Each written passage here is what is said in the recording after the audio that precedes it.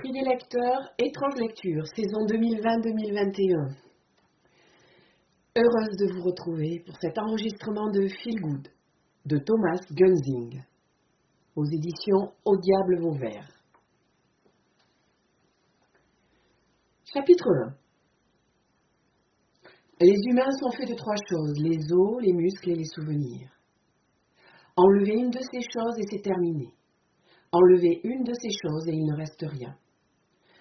Celle dont il sera question ici s'appelle Alice. Alice. L'assemblage des os et des muscles d'Alice font d'elle une femme plutôt jolie, une femme de 45 ans, sur laquelle des hommes, même parfois plus jeunes qu'elle, se retournent encore régulièrement. Une femme assez grande, assez solide, une femme en bonne santé. Une femme dont on se dirait, si on l'avait connue à 20 ou 30 ans, et qu'on la retrouvait aujourd'hui à 45 ans dans sa boutique de chaussures, où elle travaille depuis toujours, en tout cas depuis ses 20 ans, on se dirait « Oh mais, elle n'a pas changé ». La mère d'Alice ne travaillait plus. Elle avait été vendeuse dans une supérette pendant une dizaine d'années, et puis la supérette avait dû fermer à cause d'un problème de rentabilité de la franchise, et elle n'avait plus retrouvé de travail. Jamais. Si la mère d'Alice ne travaillait plus, le père d'Alice, lui, travaillait. Il travaillait comme professeur de gymnastique dans une école qui, en guise de nom, n'avait qu'un numéro, l'école numéro 7. Il partait travailler en training et survêtement, et il rentrait du travail en training et survêtement. Alice était fière de son père. Elle l'aimait infiniment. Et il l'aimait en retour, son unique fille, son amour, son trésor. Évidemment, à ce moment-là, dans la 8e année de la vie d'Alice, personne ne se doutait que moins de 4 ans plus tard, un fulgurant cancer de la plèvre emporterait son père, son grand cheval brun, son amour de papa vers le crématorium, plongeant la famille d'Alice, c'est-à-dire Alice et sa maman, dans un état que la formule « désarroi le plus complet » est seule à même de définir.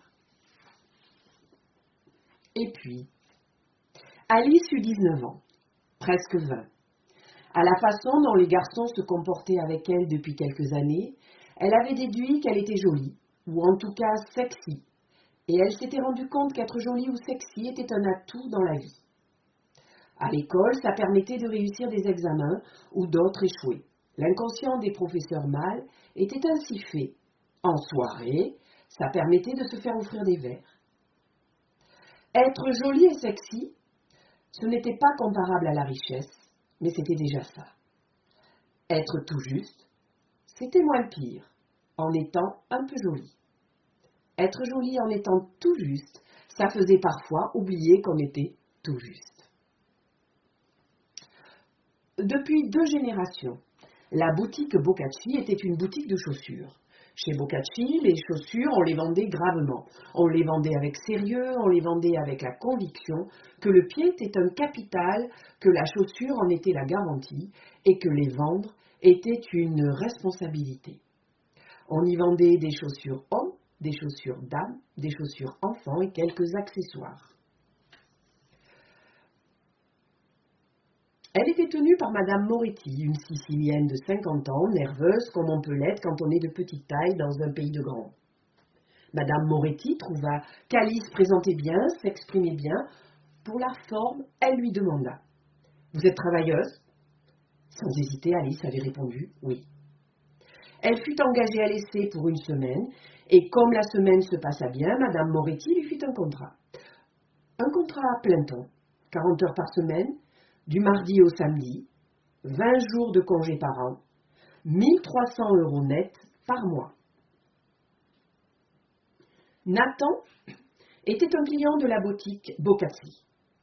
Il était entré au moment des soldes. Alice avait remarqué sa paire de Converse usée jusqu'à la corde, mais aussi ses cheveux bruns, un peu trop longs, et son teint pâle. Il avait un sourire qui avait pincé le cœur d'Alice. Nathan avait acheté une paire de Nike Air Force One noire en taille 43 qui, soldé à 30%, était à présent à 89 € qu'il paya en liquide. Nathan était revenu une seconde fois, prétextant l'achat d'un imperméabilisant. Il avait à nouveau souri à Alice, elle lui avait rendu son sourire, et c'est ce sourire rendu qui donna sans doute à Nathan le courage de lui proposer de l'amener au restaurant. Rapidement, ils furent un couple. Nathan venait chercher Alice chez Bocazzi à l'heure de la fermeture. Madame Moretti lui dit qu'il avait l'air d'être un garçon bien. Comme son appartement à lui était petit, un peu sale et encombré de matériel photo, il venait plutôt chez elle. Ils faisaient des courses ensemble, ils essayaient de s'impressionner l'un l'autre en se cuisinant des recettes acrobatiques. Crevettes poêlées à la coriandre, poulet au chorizo, thon à la catalane. Elle payait souvent les courses. Il apportait souvent le vin. 2 mois après leur première rencontre, elle dut conclure qu'elle avait fait une erreur dans son calcul de jours de fertilité. Elle était bel et bien enceinte. D'abord, elle ne sut pas quoi faire ou quoi dire. Alors, elle ne fit ni ne dit rien. Après une nuit de rêve agitée, elle se réveilla en ayant la conviction qu'elle voulait garder cet enfant. Cette décision la remplit de joie, autant qu'elle la terrorisa. Elle lui donna l'impression de tomber vers l'inconnu. Malgré le printemps, elle eut froid et mit un pull. Toute la journée, en faisant essayer des escarpins, des mocassins et des ballerines, les phrases qu'elle allait devoir dire à Nathan lui tournèrent en tête. « J'ai une bonne nouvelle à t'annoncer. » « Non, trop classique. »« Tu es prêt à entendre une bonne nouvelle ?»« Non, trop effrayant. »« Chérie, il nous arrive quelque chose de merveilleux. » »« Non, trop cucu. » En plus, elle ne l'appelait jamais chérie. Il ne s'était d'ailleurs jamais dit qu'il s'aimait. D'ailleurs, s'aimait-il? D'ailleurs, l'aimait-elle? Le soir, Nathan était arrivé chez elle. Il l'avait embrassée en la tenant par la taille, il avait déposé une bouteille de Corbière de chez Auchan sur le plan de travail, une sauce tomate mijotée dans une casserole en fonte. « Ça sent bon », avait-il dit. « Je suis enceinte », avait répondu Alice. Ça lui était venu comme ça. Il avait avalé sa salive et il avait répondu. « Quoi ?» Il était encore plus pâle que d'habitude. « Je suis enceinte », elle avait répété. « Tu es certaine ? » ?»« Oui. »« Qu'est-ce que tu vas faire ? » ?»« Eh bien, je vais être enceinte. Ça va durer quelques mois, et puis je vais accoucher, et puis je vais avoir un bébé. » Il ne dit plus rien du tout. Il s'assit en silence, il mangea en silence. Alice se dit qu'il réfléchissait. Il semblait perdu dans ses pensées, terriblement douloureuses. Il but toute la bouteille de Corbière, et lorsqu'elle fut vide, il demanda. « Il est de moi ? » ?»« Oui, oui. »« Qu'est-ce qui me le prouve ?»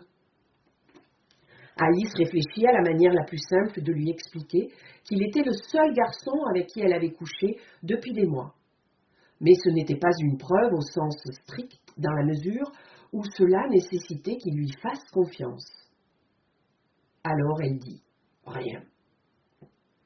Il se tut encore. Alice commençait à être fatiguée. Elle avait une longue journée de travail derrière elle, et le lendemain serait une autre longue journée. Nathan gardait les bras croisés sur sa poitrine en se rongeant l'intérieur de la joue. Il se leva pour aller pisser. Il revint et dit « C'est toi que ça regarde. J'ai pas assumé ça. » Il prit sa veste et partit.